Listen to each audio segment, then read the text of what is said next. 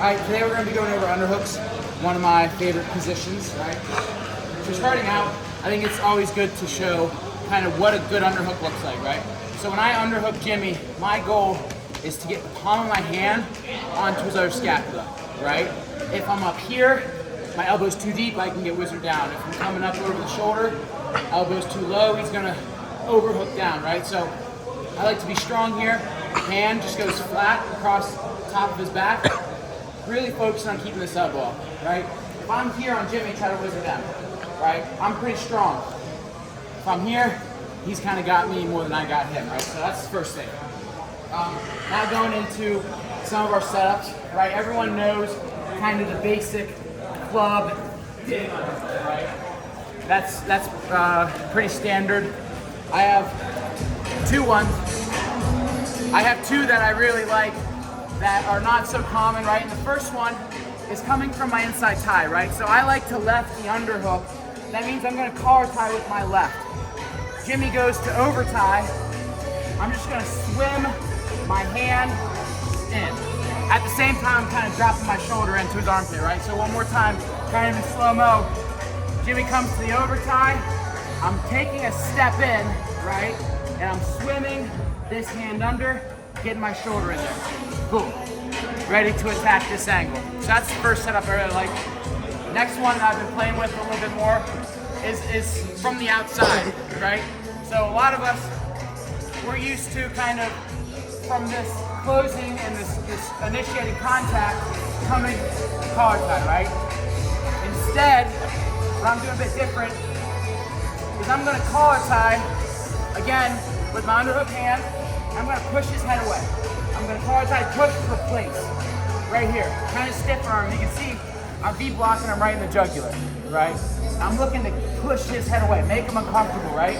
So I'm coming with my collar tie, pushing that head away.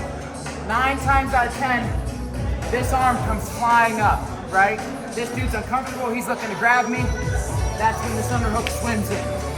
And you can see, I got a really good angle with it, right? I move his body, I'll do it the other side. I move his body, I'm on a good angle, step in, getting my hips in, all that good stuff, right?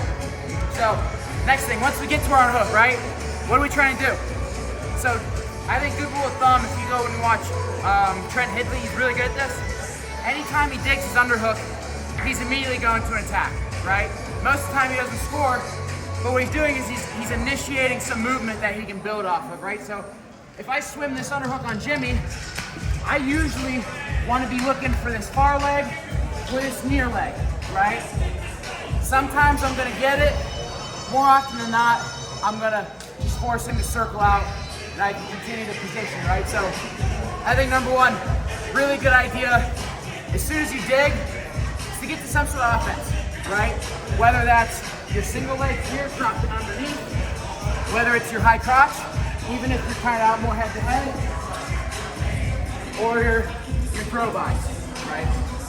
So I think those are really good. Kind of next, focusing in on this throw by. I know we're moving kind of quick. I don't want this video to be too long, but this throw by is something I'm pretty decent at, right? And there's some tweaks that make it work better. So a lot of us, we get obsessed with doing this big side step and this big windmill motion, right? Maybe even some of your coaches will tell you that. Big side step windmill. That never really works, right? This guy's gonna circle away, he's getting out. So we have to anticipate that. Whenever I'm throwing this, right, I'm looking to punch this across Jimmy's back, and I'm trying to crowd him with my chest and hips, right? I'm anticipating him moving away, I'm closing that distance. So I step in, I take a big step in, right? Crowd him, crowd him, crowd him. Reaching back here, and you can see this hand comes down, and I can fall to the leg, right? So really, emphasis on this is we're moving into him. We don't want to move straight into him, and we don't want to move around him. We want to move into him at about a 45-degree angle. Right? Super important, this back arm, it's got to punch. It's got to go straight.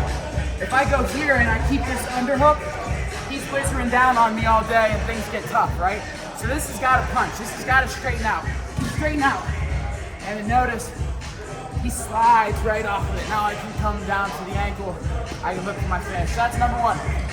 Number two, right? When this guy's a bit more square. That works super well when we have an angle. What happens when he's more square? Maybe we're even kind of in this chest-to-chest position, right? So number one, in this 50-50, two things. I'm always looking to clamp this elbow in. I want his underhook shallow, right? If we're here 50-50, if we're here 70-30, right?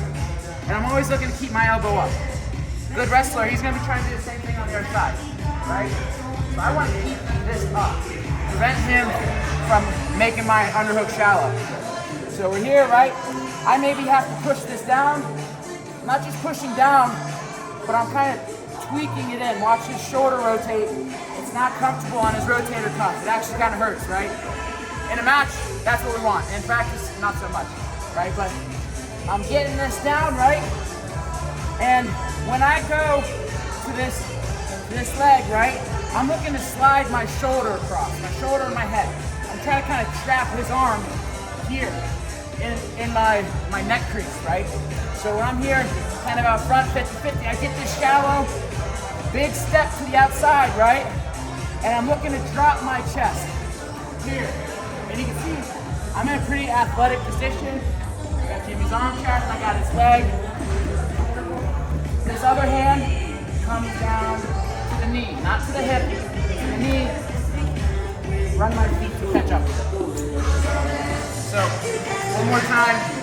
All right, I dig this underhook. Jimmy gets square. I'm pressuring this in. I've cleared his underhook. I'm sliding down his arm.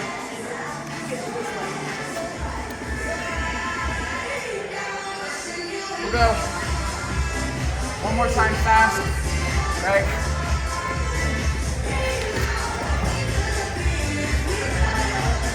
Looking to track that side of the body. All right.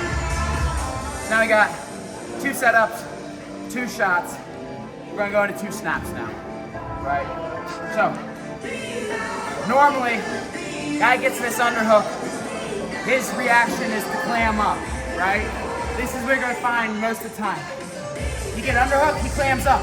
He lowers his level, he drops his head in there, and he starts really battering down, right?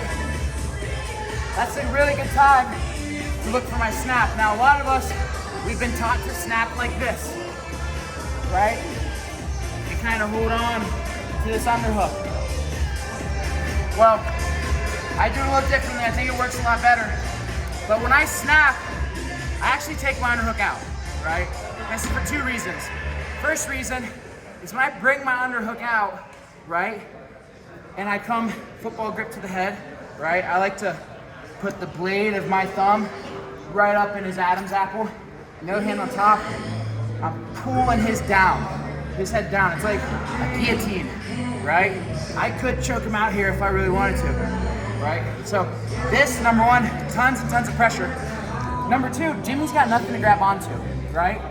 Sure, he might be able to reach elbows, but it's nothing. If I stay in this underhook, now Jimmy's got me. I'm kind of locked in up front, right? So, I get this underhook, he's kind of digging his head in, right? He's throwing his level. I maybe have already gone for this, I can't get it. I'm coming, opposite hand, over top the head. Underhook hand comes to the chin, right? Right here, everyone see? Now, from here, I'm not gonna try to jump my chest over to his. I'm gonna keep my chin kind of right in the back of his head, like reinforce this, and I'm just gonna take a knee. Tons and tons of weight. It doesn't look like much. Too much weight. It's too much weight. It helps I'm really strong, but it's a lot of weight, right? We're using physics to our advantage here. Coming all the way to the ground with our knee, right? It shouldn't take much more than a step or 2 to get him down. Most of the time, it's just a matter of taking a knee, right? Now once I'm here, sure, I can let go and I can transition to my go-behinds, my drags, my more traditional front headlock, but we really don't want to get stuck in this position where we're just wrestling. He's got both of our elbows, right? Next one. This one's a little bit different too. It's gonna take some practice, but using this far knee pick kind of as our snap setup, right? So another You know, Jimmy's kind of burying his head again. He's a bit square, right? I maybe, for whatever reason, this one works a lot. You're always gonna be able to get there. But you're mixing it up, right? Maybe you've already done it 2 or 3 times. I'm looking to kind of fake to this outside knee, right? Get his hips going back. Once his hips are going back, same exact thing, right? Except this time I'm coming to the meat of his armpit, right? Here.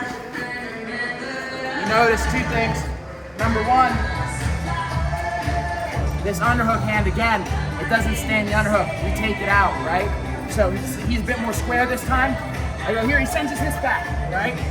Come in to the meat of his armpit, and then I'm taking this underhook out, right? Now he's got nothing to hold on to.